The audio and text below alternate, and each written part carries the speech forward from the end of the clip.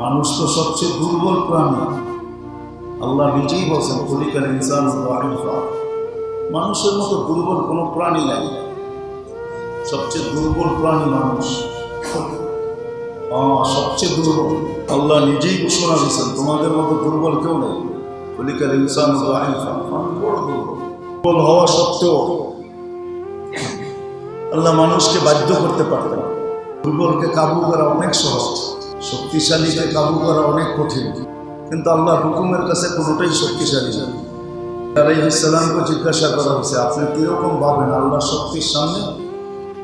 উনি দুটা জবাব দিছে, লা শাই, আমি আমাকে অস্তিত্বহীন ভাবলাম যে আল্লাহর শক্তির সামনে আমার শক্তি কোনো শক্তি নেই, অস্তিত্বহীন। আমি আহতাসিবু নাফসি মুসকুরা, আমাকে একটা ছোট চড়াই পাখির মতো মনে হয়। আল্লাহ ইচ্ছা করলে বাধ্য করতে পারবেন, কিন্তু আল্লাহ বাধ্য করবেন না। ১৬ লক্ষ নবী, ৩১৩ জন রসুল দিয়ে আল্লাহ বুঝাইতে চেষ্টা করছে।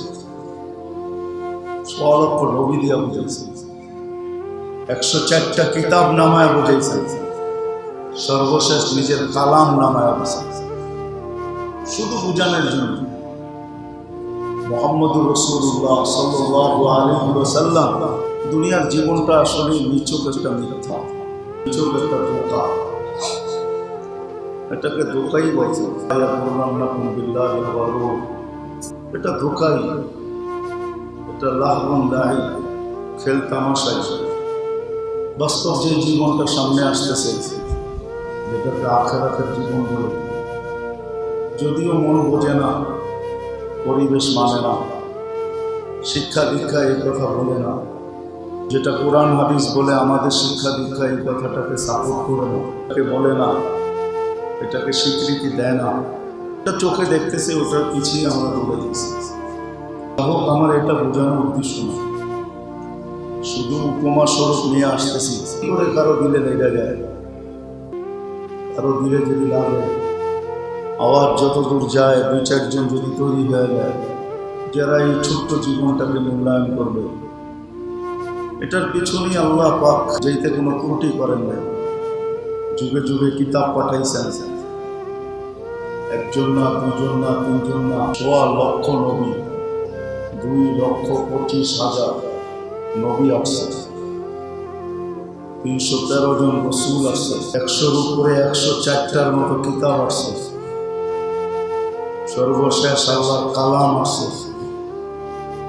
কিতাবকে আল্লাহ বাদ দিয়েছেন, নিজের কালাম পাঠাইছেন। এই কথা বোঝানোর জন্য যদি কেউ মানে, কিন্তু আল্লাহ ইচ্ছা করলে বাধ্য করে দিতে পারতেন। এটার জবাব শতবার দেওয়া হয়েছে যে আল্লাহ আমাদেরকে বাধ্য করবেন না। আল্লাহ ইচ্ছা করলে করতে পারেন, কিন্তু আল্লাহ এটা সিস্টেম না, আল্লাহ কাউকে বাধ্য করবে। তবে আল্লাহ বলেই দিয়েছেন ফামান শাআ আইয়ুমিন, মানতেও পারো, নাও মানতে পারো। ফামান শাআ আইয়াশকুর, ইচ্ছা শুকরিয়া আদায় করতেও পারো, ওইটাই শক্ত হতে পারে। কুতিলাল ইনসানু মা আকফারা, মানুষকে সম্বোধন করে আল্লাহ বলছেন যে মানুষ, তোমার মতো মানুষের তো অকৃতজ্ঞ হওয়ার কথা না, কেননা কোনো সৃষ্টিকে আমি নেয়ামতের ভিতরে ডুবাইয়া দিলে, তোমাকে আমি নেয়ামতের ভিতরে ডুবাইয়া দিছি। পয়সা দিয়া যদি অক্সিজেন নিতে হতো তাহলে আমাদের কারো গায়ে পোশাক থাকতো না, কারো ঘরে চুলা দিত না। ডেলি ৫৫০ লিটার অক্সিজেন নিতে হয় প্রত্যেক ব্যক্তিকে, স্বাভাবিকভাবে। এই পয়সা দিয়ে অক্সিজেন নিতে হতো ভেন্টিলেটারের মতো, বা হাসপাতালে যারা অক্সিজেন চলতেছে, যাদের সিলিন্ডার, ওরকম যদি অক্সিজেন নিতে হতো তাহলে কারো গায়ে পোশাক থাকতো না, কারো চেহারায় হাসি থাকতো না। রাগ হয় না, যতটুকু বাপ নিয়ে চলি আমরা, অতটুকু বাপ কারোর ভেতরে থাকতো না। অক্সিজেনের পয়সা দিতে দিতেই তো ফতুর হয়ে যেত। তারা যত সিস্টেম তৈরি করছে, অটো সিস্টেম, যেমন আপনাদের এখন ডিজিটাল বিদ্যুতের মিটার লেগে গেছে, পয়সা আছে তো বিদ্যুৎ চলতেছে। এখনো বিদ্যুৎ কোম্পানির বা বিদ্যুতের কর্মচারী আপনাদের বাড়িতে দৌড়াইতে হবে না লাইন কাটার জন্য। পয়সা শেষ, মৃত্যুর সাথে সাথে অফ, ঠিক না? মানুষ যদি প্রযুক্তি ফিট করতে পারে, আল্লাহ কি প্রযুক্তি ফিট করতে পারে না? এই প্রযুক্তির ব্রেনটাকে দিল, মেধার বিদ্যাকে দিল আল্লাহ। স্বীকার করতে হবে এটা মানুষের আবিষ্কার না, আল্লাহর দেওয়া ব্রেন দিয়ে আবিষ্কার করছে। ওরকম সার্কিট মানুষ তৈরি করছে, এরকম টেকনোলজি মিটারে ফিট করছে। মিটার কি করে জানে যে টাকা আছে না না আছে? সার্কিট ফিট করা হয়েছে, টেকনোলজি ফিট করা হয়েছে। টাকা শেষ, মিটার অটো বন্ধ, বিদ্যুৎ সার্কুলেশন বন্ধ হয়ে গেল। আল্লাহ ইচ্ছা করলে পারতেন, আল্লাহ যদি চাইতেন তো আল্লাহ একটা সুপার সিস্টেম লাগাইতে পারে। আল্লাহর কাছে যত সিস্টেম আছে ওটা সুপার সিস্টেম, সবগুলাই কিন্তু একদিন মানুষের বিরুদ্ধে যাবে। আল্লাহ মানুষকে প্রযুক্তি দিয়ে বুঝাবে। আজকে যেরকম আমরা প্রযুক্তি প্রযুক্তি বিজ্ঞান বিজ্ঞান বলি না, আল্লাহ আমাদেরকে বিজ্ঞান দিয়ে ধরবে, প্রযুক্তি দিয়ে ধরবে। আল্লাহ বলবে আমিও ফিট করতে পারবো। তো আজকে যে 550 লিটার অক্সিজেন ডেলি নিতেছি আর ছাড়তেছি, আল্লাহ ইচ্ছা করলে ওখানে সিস্টেম ফিট করতে পারবে। আল্লাহ ইচ্ছা করলে আল্লাহ সিস্টেম ফিট করছেন, শুধু আরেকটু মডিফাই করলেই হতো।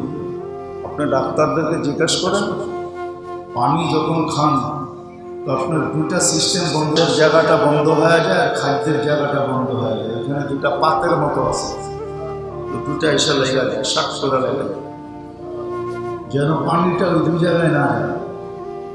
আবার যখন শ্বাস নেয় তো ওটা আস্তে খুলে যায়। আল্লাহ সিস্টেম ফিট করছেন, প্রযুক্তি আল্লাহ বুঝাইতে চাইতেছি।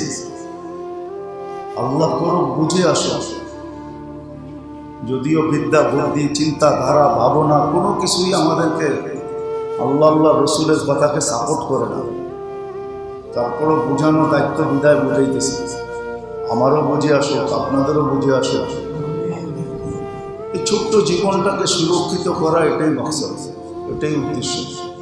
ছোট্ট জীবনটাকে তুমি সুরক্ষিত করো, হেফাজত করো, তোমার পক্ষে নাও, বিরুদ্ধে নিও না। জীবনটাও আমার বিরুদ্ধে যাবে, এমনকি কোরআনের কথাই সত্য, অঙ্গ প্রত্যঙ্গটিও আমার বিরুদ্ধে চলে যাবে, এটিও আমার পক্ষে থাকবে না। যদিও আজকে চোখ দিয়ে আমি দেখি, কান দিয়ে আমি শুনি, মুখ দিয়ে আমি বলি, হাত দিয়ে আমি কর্ম করি, পাও দিয়ে আমি চলি, কিন্তু এগুলো সব আমার বিরুদ্ধে যাবে। এই জন্য কোরআন বলে দিয়েছে, তোমার মুখে আমরা মারব তালা, হরণ করবো তোমার বাক শক্তি। তারপরে অঙ্গ প্রত্যঙ্গ মানুষের বিরুদ্ধে যাবে, আমার হাত পাও আমার বিরুদ্ধে চলে যাবে, আবার পক্ষেও যাবে। শুধু বিরুদ্ধে যাবে এরকম না, পক্ষেও যাবে, পাও পক্ষে যাবে। এই জন্যই তো এক হাদিসে আছে, দুচোখে গেলেও ওই পায়ে বেড়ি রাখবে না, যে পাও মসজিদের দিকে চলবে ওই পায়ে বেড়ি লাগবে না। যে হাত উঁচুতে ব্যবহার হয় ওই হাতে হাত করি লাগবে না। যে চেহারা আল্লাহর সামনে ঝুঁকে ওই চেহারা কোনোদিন কালো হবে না। দুনিয়াতে কালো হতে পারে বর্ণ হিসাবে, কিন্তু মরার পরে কালো হবে না, ওটা চকচকেই হবে। ওই গলায় কোনোদিন ছিকো না। জিজ্ঞাসা করবে এগুলা নাই কেন? পুজোগীদের তো থাকে, কেন নাই? জবাব আল্লাহ দিবে। পাও মসজিদের দিকে হাঁটছে, মসজিদ আমার ঘর, আমি আমার ইজ্জতের উপরে দাগ দিতে চেয়েছি। আমার ঘরের দিকে হাঁটছে বিদায় বেরি নেই, উঁচুতে ব্যবহার হয়েছে বিদায় হাত করি নেই, আমার সামনে ঝুঁকছে বিদায় চেহারা চকচকে কালো হবে। হাদিসে এরকমই আছে, হুকুমও হবে 3 জায়গায় আগুন লাগাবে না, বাকিটা আগুন লাগাবে দেবে। হাতে যেন না লাগে, পায়ে যেন না লাগে, চেহারায় যেন না লাগে। এখানে আগুনের ছোঁয়া লাগবে না, এমনকি আগুনের তাপও লাগবে না। কিন্তু আগুনকে হুকুম দিবে আল্লাহ, আবার সিস্টেম চালু করবে। যারা আজকে কলেমা পড়ে বা পড়ায় অভ্যস্ত দোজকে যেতে পারে, কলেমা ওইখানেও তাকে উপকার করে। আল্লাহ কলেমা স্মরণ করায় দেবে, কলেমা পড়তে থাকবে, আগুন ভাবতে থাকবে। সামনে আসবে তো দূরের কথা, দারোগা জিজ্ঞাসা করবে ধরো না কেন, তো বলবে লাইসালি সুলতান আলা মান ক্বালা লা ইলাহা ইল্লাল্লাহ মুহাম্মাদুর রাসূলুল্লাহ। যেই কলেমা পড়ে তাকে ধরার ক্ষমতা আমার, আমি ধরতে পারবো। দিবে হাদিসে শব্দ আছে রাহমাতুল্লাহ মুতাতা, তাকে আল্লাহ ঘুম পড়ায় দিবে। স্বপ্নে যেরকম সাপে কাটে, সিংহে দৌড়ায়, এরকম স্বপ্নের ভিতরে আযাব পুরা হবে, ক্লিন করবে তাকে আল্লাহ। তো যেটা বুঝাইতেছিলাম, সময়ই সুরক্ষিত করা, এটাই উদ্দেশ্য। এই জন্যই আল্লাহ ব্যবস্থাপনা করছেন।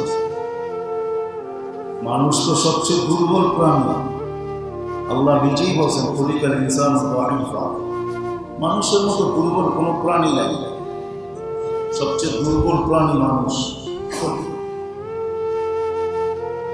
সবচেয়ে দুর্বল। আল্লাহ নিজেই ঘোষণা দিয়েছেন তোমাদের মতো দুর্বল কেউ নেই। খুলিকাল ইনসানু। দুর্বল হওয়া সত্ত্বেও আল্লাহ মানুষকে বাধ্য করতে পারতেন। দুর্বলকে কাবু করা অনেক সহজ, শক্তিশালীকে কাবু করা অনেক কঠিন। কিন্তু আল্লাহ হুকুমের কাছে কোনোটাই শক্তিশালী না। জিবরিল আলাইহিস সালামকে জিজ্ঞাসা করা হয়েছে আপনি কিরকম ভাবেন আল্লাহ শক্তির সামনে?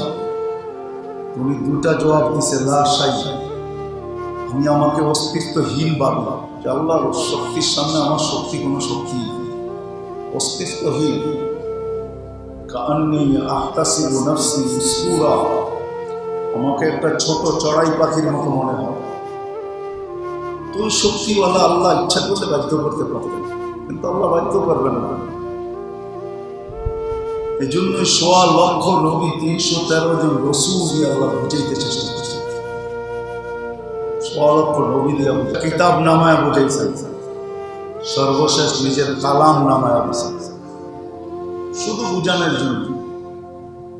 মুহাম্মদুর রাসূলুল্লাহ সাল্লাল্লাহু আলাইহি ওয়াসাল্লাম এই জন্যই আসছেন। আর কালকের থেকে শুরু হবে কালকের থেকে শুরু হবে রবিউল আউয়াল, এই মাসেই আসছে, এই জন্যই আসছে, এটা বোঝানোর জন্যই আসছে যে ছোট্ট জীবনটা যে পুরা যেন সুরক্ষিত হয়, পক্ষে যায়, বিরুদ্ধে না যায়। সহজ ভাবি আমরা, দুনিয়াটাকে তো সহজ ভাবি না। দুনিয়াটা তো প্রত্যেকের মাথায় সিরিয়াসলি আছে, কঠিনভাবে মাথায় নিয়ে রাখছে। নারী বলেন, পুরুষ বলেন, সবাই দুনিয়াটাকে সিরিয়াসলি ভাবে। যদিও কথাটা বলা উচিত না, তারপরও বলতেছি। ২-৩ টার্ম করোনা গেছে, কত সিরিয়াসলি মাথায় নিছে। কত মানুষ জুমায় পর্যন্ত আসে নাই, ঈদও আসে না। ঈদের নামাজও ঘরে পড়া নিছে, জুমাও ঘরে পড়া নিছে, সিরিয়াসলি মাথায় ঢুকায় গেছে। যদি এতটুকুই মাথায় ঢুকাইত যে আচ্ছা মসজিদে গেলে করোনা লাগবে, মৌতি তো হবে, আর তো কিছু হবে না, এটার থেকে তো বাঁচার কোনো ওয়ায়ও নাই, কোনো রাস্তা নেই, মরতে হবেই। মানুষ মরণশীল, আজ হোক কাল হোক পরশু হোক তরশু হোক, মরতেই তো হবে, ঠিক না? কি বলেন? না এরকম যে সেকেন্ড হোম বানানো যাবে, কতগুলো টাকা দিয়া দিলাম মৌত থেকে বেঁচে যাবে। এখন পর্যন্ত আজরাইল ঘুষ নিতে শিখে নাই, আর কোনোদিন শিখবেও না। আর আজরাইলের কোনো অ্যাকাউন্টও নেই যে তার অ্যাকাউন্টে টাকা জমা দিয়ে দিলে সে আর আসবে না, ৯-৬ করে চলে যাবে। এমন সিস্টেমও তো হয় না। অথচ সুসংবাদ তো ছিল, আল্লাহর ঘরের দিকে আসতে যায় যদি মারা যায় তো হাদিসে সাফ আছে শাহাদাতের মওত হবে, আর কিছু হবে না। আর এটা তো সৌভাগ্যের বিষয়, কপাল খোলা যাবে। কিন্তু দুনিয়াটা এতটুকু সিরিয়াসলি নিচ্ছে যে মসজিদও আসে না। এখনো বহুত মানুষ আছে মসজিদে আসে না, বলছে এখনো তো করোনা শেষ হয় নাই, ডেলি 40-50 জন মারা যায়, সারা দুনিয়া 2-4-5,000-6,000 মারা যায়, ঠিক না? এখনো বহুত মানুষ আছে। দুনিয়াটা আমরা বড় সিরিয়াসলি নিতেছি, অথচ উচিত ছিল আখিরাতটাকে সিরিয়াসলি নেওয়া। এই জীবনটা কি আমার পক্ষে যাবে না বিরুদ্ধে যাবে? সময়টা সুরক্ষিত হইতেছে না ব্যয় হয়ে যেতেছে? মনে হয় হাত উঠানো সম্ভব হবে না। কয়জন হাত উঠাইতে পারবেন আপনারা যে আমি সারা বছরে একবার একটু হইলেও ভাবি?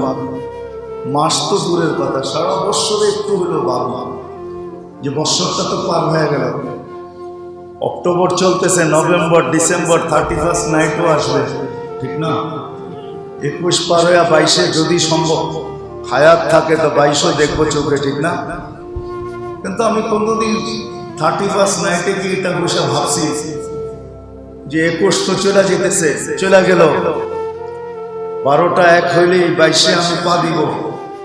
আমি 1 বছর আমার জীবনটা পক্ষে গেল না বিরুদ্ধে গেল, সুরক্ষিত হলো না শুধু শুধু বেলা গেল, ব্যয় হয়ে গেল, কেটে গেল। কয়জন পাওয়া যাবে যে ওই রাত্রে বসে এই কথাটা ভাবে আর একটা লম্বা শ্বাস নেয় যে হায় জীবনটা তো চলে গেল, 1টা বছর কেটে গেল, কতটুকু করতে পারলাম? কেননা আখিরাতটা সিরিয়াসলি মাথার ভিতরে ঢোকে না। যাদের ঢুকছে আসলে তারা পাগলই হয়েছে। দুনিয়া যদিও তাদেরকে পাগল বলবে, আসলে তারা পাগল না, তারাই বুদ্ধিমান। আল কাইয়িসু মান দানা নাফসা ওয়া আমিলা লিমা বাদাল মাউত।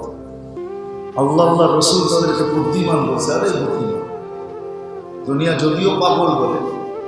আরেক হাদিসে আছে উযকুরুল্লাহ হাত্তা ইউকাল মাজনুন। এতটুকু ভাবো, এতটুকু বলো, এতটুকু শোনো, এতটুকু আলোচনা করো, এতটুকু জিকির করো যে মানুষ তোমাকে পাগল ভাবতে শুরু করে। তার উদ্দেশ্যই হল মুহাম্মদুর রাসূলুল্লাহ সাল্লাল্লাহু আলাইহি ওয়াসাল্লামের মতো নবী, রসুল আসছেন, নবী না, রসুল আসছেন। শুধু রসুল না, রসুলদেরও নবীদেরও নবী, রসুলদেরও নবী, রসুল ইমামুল আম্বিয়া, সমস্ত নবী রসুলদের ইমাম, সমগ্র মানব জাতির সর্দার, সাইয়্যিদা ওয়ালদে আদম, সমগ্র মানব জাতির সর্দার, খালিকে কায়নাত, যার কারণে সমগ্র জগৎ অস্তিত্ব লাভ, রব্বুল আলামিন, রব্বুল আলামিনের সবচেয়ে প্রিয় পাত্র যিনি। ইত্তাখাযাল্লাহু মাহবুবা, যাকে আল্লাহ মাহবুব বানাইছে, প্রিয় পাত্র বানাইছে, যার নামটা নিজের নামের সাথে থেকে কখনো পৃথক করেন না আর করবেন না। আপনার নাম যখন আলোচনা হবে তো আমার নামটা আলোচনা হবে। যার অস্তিত্ব সমগ্র জগতের জন্য রহমত, যার অস্তিত্বের ভিতরে সবার অস্তিত্ব লুকায় আছে, যার কারণে আল্লাহ বলতে বাধ্য হয়েছে লাউলা আলামা খালাকতুকা ইয়া আদম, উনি না হলে তোমার অস্তিত্ব হতো। আল্লাহ যার রহমতের মাধ্যমে নিজেকে বিকাশ ঘটাইছে, সবকিছু সৃষ্টি হয়েছে যার রহমতের ছোঁয়া, উনি পর্যন্ত আসছে। উদ্দেশ্য এটাই, আমাদের এই ছোট্ট জীবনটা সুরক্ষিত হোক, হেফাজত হোক, আমাদের পক্ষে যাক, বিরুদ্ধে না যাক।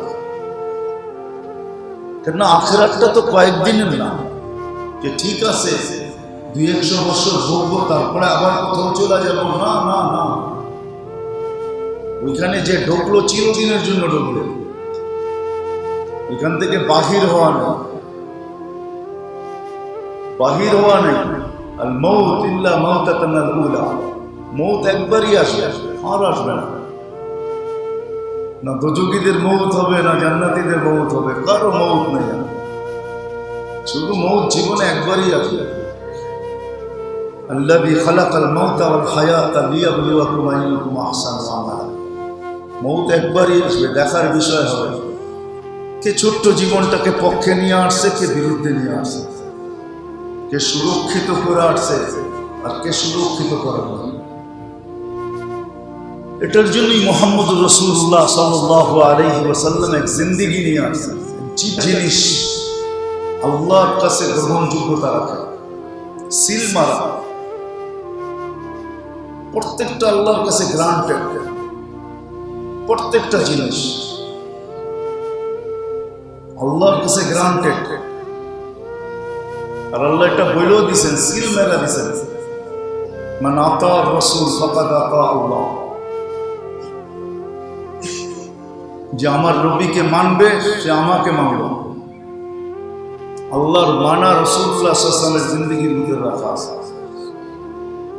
এত বড় মর্যাদাবান নবী আসছে যাদের জন্য আল্লাহ সেমিনার করছেন। সেমিনার আমাদের নবীর জন্য আল্লাহ আরশের নিচে সেমিনার করছেন, সম্মেলন করছেন। আল্লাহ নিজে বক্তা ছিলেন, সমস্ত নবী রাসূলরা শ্রোতা ছিলেন। আলোচ্য বিষয় আমাদের নবীজির মর্যাদা ছিল। উনি এসব জিন্দেগি নিয়ে, জীবন নিয়ে আসছেন। এই জন্য কোনো একটা ক্ষেত্র নাই যেখানে আল্লাহ রাসূলের দিক নির্দেশনা না আছে। পেশাব পায়খানা হইতে নিয়া যত লুকায়িত দিক আছে সমস্ত দিকে দিক নির্দেশনা আছে। যত লুকায়িত, স্বামী স্ত্রীর এক কামরার বসবাস বড় লুকায়িত, এইখানে পর্যন্ত দিক নির্দেশনা আছে। এইখানে পর্যন্ত বুঝাইছে, একটা জিনিসও ছাড়েন না। জিন্দেগি নিয়ে আসছেন যাতে জীবনটা পুরা সুরক্ষিত হয়। আবার এতটুকু বলছেন, আল্লাহ এতটুকু বলছেন, ইন কুনতুম তুহিব্বুনাল্লাহ ফাত্তাবিউনি ইউহিব্বুকুমুল্লাহ। ঘোষণা দিয়া দেন, আপনার অনুসরণ অনুকরণ আমার ভালোবাসা পাওয়ার সবচেয়ে বড় পাথর, সবচেয়ে বড় কারণ। আমি ভালোবাসবো, শুধু ভালোবাসবো না, ভালোবাসা যখন আমি করবো তো গুণাগুলাকে গুণা মনে করব। গুণাগুলা লিপিবদ্ধই হবে না, গুণা গুণাই থাকবে না। গুণা করতে থাকবে, আমি মাফ করতে থাকবো। ও গুণা করে ক্লান্ত হবে, কিন্তু আমি মাফ করে ক্লান্ত হব না। ও পিছিয়ে থাকবে, আমি আগে থাকবো। ভাবার কিন্তু যদি আমরা হালকাভাবে ভাবি, দুনিয়াটাকে সিরিয়াসলি ভাবি, বাকি আখিরাতটাকে সবাই হালকা ভাবে। ভয়ে কসম খোদার, যে চলে যায় সে যদি আমাদেরকে খবর দিতে পারতো তো আল্লাহ রাসূলও বলছে, আমার মাঝে মাঝে মনে চায় আমি দোয়া করি যে তোমরা কিছু আখিরাতের জিনিস জানতে যেতে পারো। কিন্তু আল্লাহর হুকুম হলো বন্ধু হাত উঠায় না, এটার জন্য দোয়া করেন না। তাহলে কেউ আপন জনার কবরে দিতে দিবে না, কেউ আর কবর দিতে পারবে না, কবরের কাছেও যেতে পারবে না। সারাটা দুনিয়া লাশে ভরে যাবে, কেননা ভয়ই কবরের কাছে যাবে না, না জানি কি ঘটে। নিষেধ করছেন, এই জন্য আল্লাহ রাসূল হাত উঠান না, নাহলে উঠাইতে চাইছিলেন। আমার মনে চায় তোমরা কিছু জানো, তারপরও যে আল্লাহ জানায় না, মাঝে মাঝে জানায় আল্লাহ। কিন্তু যদিও আমরা উপদেশ গ্রহণ করি না, মাঝে মাঝে জানাই।